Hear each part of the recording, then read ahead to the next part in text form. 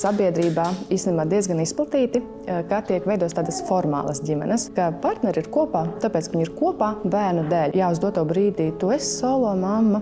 Kā tu nonāci pie šāda te lēmuma? Tad, kad es sapņoju par lielu ģimeni, es nekad neiedomājos, ka es varētu būt viena ar daudz bērniem. Tad, kad parādās ģimenē šie konflikti, nespēja atrisināt šīs savas attiecību jautājumus un pa vidu ir bērni, ir vainas sajūta, kad mēs esam radījuši bērnus un nespējam viņiem nodrošināt to vidi, kas viņiem ir vajadzīga. Un tas lēmums par šķiršanos, viņš nav pirmais. Viņš ir tāds, kad ir jācenšas sakārtot, bet visi sadurās pret to, vai abi divi iesaistīties saprot, kas viņā notiek, kas dzīvē notiek, un kā tas ietekmē gan mūsu pašus, gan tos bērnus, kas mums ir apkārt. Piemēram, ja nāk pie manis uz konsultācijām vecāki, tad bieži pirmais uzreiz ir tas jautājums par to, kad šķirties. Tā jau nav atbilde.